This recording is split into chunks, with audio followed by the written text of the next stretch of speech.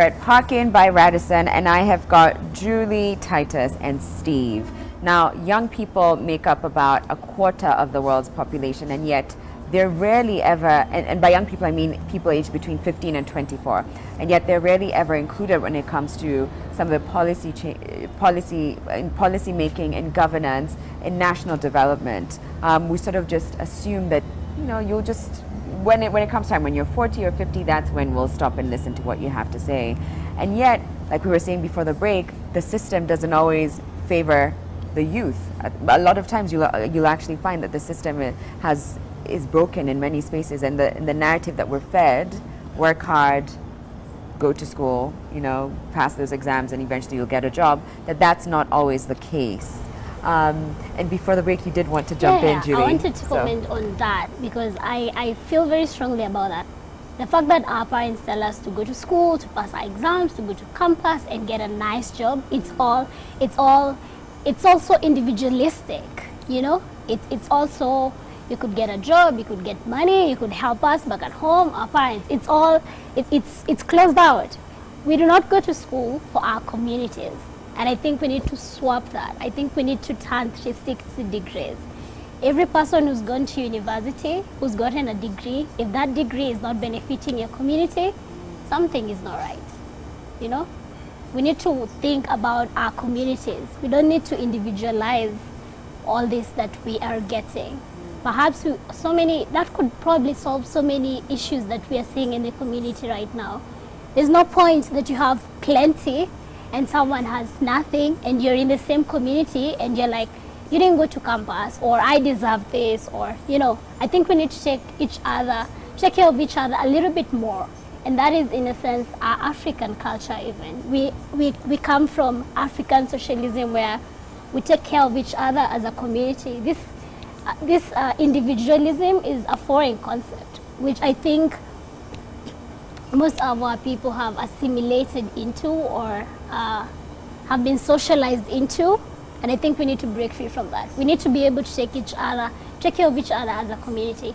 All of us were able to delve into these issues that we saw because we were focused on community level. We were not focusing on individual level, individual progress, individual prosperity. We wanted better for our communities. And I think if all graduates or people in power were focusing on community level, we'd probably correct so many wrongs. If parents also taught, if we started that. Just to add on the same case, we have a case whereby most of the youths in this country, actually the entire society, we are so much inclined to believe that wealth is a measure of success, which is not the case. Wealth is never a measure of success for a successful society. So in Kenya, technically, everyone wants to become rich. But God has designed our lives to ensure that each and every point in life have got someone to handle.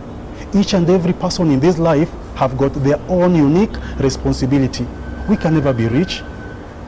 Now, the point is, in Kenya, we so much believe that for you to become successful, you have to be a politician. Yeah? And why is that? Because we've seen these guys swindle our resources. Because that's what we have seen them. Flamboyant. We have seen them misusing the power we've given them to better our states in this country. Yeah. But again, the point is, as youths, we are all academically empowered. We can make the change. It only takes someone to internalize his own individual code of ethics, because all human beings are bound on some code of ethics. If you cannot express self-respect as an individual, you cannot make a change to the society. So we have to have a common code of voice to ensure that we work in unison. We cannot fight them. We are not advocating for violence, but we know we have the power in the Constitution, which is our right. The sovereign power and the rights we have as youth to be protected from exploitation. Now what we got to do is very simple. You're like, I'm like snapping. You're like, please. She can tell you from wherever she's working from, the social justice. She can tell you how even the civil society itself, to some point, there are people who will be using youths. Yeah? When people marches for a common cause in the streets, youths are at the forefront. Then when these policemen start shooting the police officers, the people dying are youths. Yeah? So there are people at the backstage making money on the name of the youths. These are things we have to make youths aware of. We must stop being exploited. Again, the same youths will give the politicians the power to exploit them. I don't see the reason as to why a politician is parking somewhere down the street, you're doing your business, then suddenly you close your business to go and see him. That's a case of you giving an individual power over you. The case is very simple. We should be ignoring these people. We should be ignoring them. We have given them a role to play their constitutional right, which is to empower our socio, economic and political lifestyles. So when they don't do it, there's a way of approaching it. We stop giving the power over us by ensuring that we don't follow them. After electing them, we let them do their work. Yeah? Then again, we have to define our social and economic standards. Like me, I know my income, and I always live at my means. I don't live a life I cannot afford. It will push me to borrowing and, you know. Titus, do you want to add to this? Yeah. I just want to add something within a minute. The trajectory through which our social system and our belief system and culture in this society, rather in Africa or rather in Kenya, has taken is kind of perilous to us as young people, in the sense that we have been cultured to believe that the measure of wealth is money. And that is the reason why I'll always go to the university with the view that at the end of it, the measure of wealth is the money I love to get. So if I won't get the money that I was promised within my belief system, which I've been living over the period of time since I was born to the time that I'm now a young person grown up, if I don't get that money, then I'll have to look for an alternative. That is why young people will always now get into crime. That is why young people will always depend on the politician, and that is why now exploitation comes in. And for me, I do believe that at a point we may be blaming politicians so much, but then we also have a responsibility as young people. Because we have a voice, we have our own mind. We need to sit down as young people, first reason, like, what do we really want? Are we really like believing that the culture we've been living in, this cycle that we've always been seeing happening every time and now, do we really want this cycle to continue, or do we want to bring a stop to it? At the moment we realize as young people that, okay, money is not always the measure of everything, then at that point we'll have to make a stop. Because there's someone who does say that, okay, everything that we see doesn't seem as they are. Like for instance, I may see that as color black, but then maybe someone said it's black, but then if I decide that it's blue, it may be blue to me. So what I mean is that, okay, whatever people have decided that this is the trajectory we should take in our life, at the point when young people will say, okay, enough is enough, we have to make a stop, and then think on our own, yes, by the guidance of the people who are ahead of us, then definitely we'll have a change. But if we continue believing in the same way we've believed, that definitely I must get employed, I must do I must just go the way there, it won't work for us. Right, right. So it's not just about holding people in government accountable, but it's also seeing what we could do to change the trajectory of our own lives. Yes. What do you think that the government can do to include the youth in the policies that they're putting into effect, and just governance and national development? Are there concrete things that you think, or spaces in which you think this is how you pull in the youth and create something that works for us? Put us in the decision-making table, because these decisions that are being made are affecting the youth, and there's not a single youth on that decision-making table, so they don't even know what exactly is tailored for these youths. So if you want to include us in this, put us at the very first decision-making table. Consult us. Ask us what is going to work for us or what is not. I think the notion that older people know what's best for us is not completely appropriate, because they might have something that may not really work for us, but they think would work for us. So if you want to include us, we want to be at the decision-making table. Right from implementation, everything. We want to see the youth at the board of governance. I don't know what policy it was we were talking about earlier, and you said there wasn't a single youth at that. Actually, I wanted to come on that. Yeah. It's by right, by right. It is in the Constitution and Article 55. And I think there are 4 subsections where the government must ensure that they formulate and implement policies governing the youth operation. The next thing is a question of inclusivity. That's subsection B. The government must ensure that youths as stakeholders in running these states must be included in taking part in social, economic, and political activities. Yeah, implementation of those activities. Then the youths also have the right to education under the Constitution, Article C. It's also their rights. And that's why the issue of exploitation comes as the last one. So all those four comes as right. Yeah. Decision making, Yeah. include them on the make sure there's Yeah. a seat on the table. Titus?